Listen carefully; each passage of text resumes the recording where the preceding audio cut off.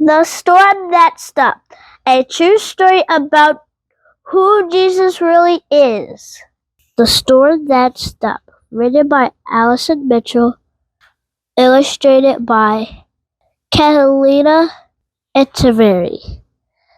One day long ago, Jesus was teaching the people by the sea.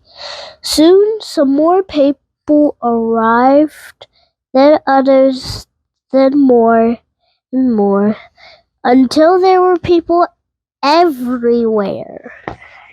We can't hear back here. Give me some room.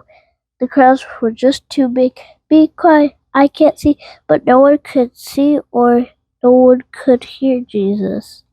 So Jesus asked his friends and disciples to push their boat onto the water.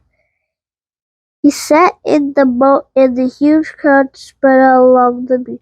Now they could all see and hear Jesus as he told them all about God.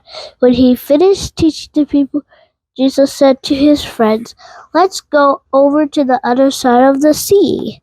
Jesus had finished teaching the crowd and now he had something to teach his friends, but they didn't know yet, so they all jumped in the boat with him and sailed across the sea.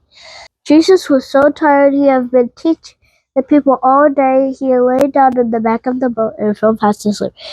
It was a quiet evening. The water gently lapped against the boat, and the sun slowly set in the sky. Jesus was sleeping. The disciples were quietly talking. Then all of a sudden, middle of the biggest, loudest, scariest, most ginormous storm you could ever imagine. The wind blew hard and the waves grew huge. The water poured into the boat, but Jesus was asleep. The wind blew hard and the waves grew huge, but the water filled the boat, but Jesus was still asleep. Jesus, wake up! We're drowning! Don't you care? What a silly thing to say to Jesus.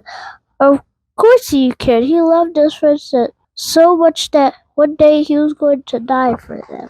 Jesus stood up in the boat and the wind was still blowing. Windometer. If it blew and breathe, it's orange. I wouldn't be outside if I were you. If it reaches here, alert.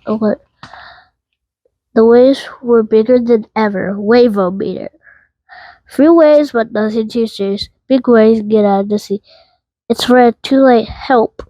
The water was poured into the boat quicker than the disciples could tip it out again. Sycamore. Hey, there's some water on the boat. You should really do something about this water. I really hope you know how to swim. The boat was sinking. Getting worried, but nothing serious. Okay, you're officially in panic. Well, calm down. Major panic attack. Ah!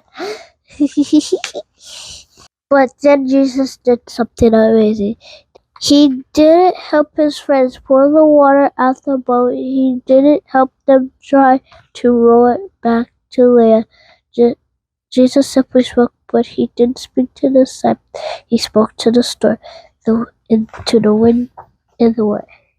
Quiet, be still, Jesus said. 3 little words and the storm stopped. Right away, at that very moment, the sea was quiet and still and calm. Then Jesus looked at his friend. Why are you so afraid? Do you still not trust me? They were terrified and they asked each other, "Who does the waves and wind do what he said?"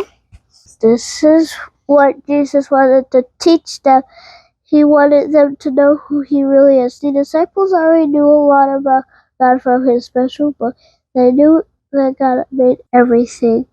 He made the world, he made the sun and the moon and stars. He made the sea and wind as well. They knew that only God can tell the sea what to do, and that's only God can tell the wind when to blow or the waves when to crash. Only God can do these things. But the disciples had just seen Jesus do the things that God can do. So what is the answer to their question? Who is Jesus? Jesus is God. The end.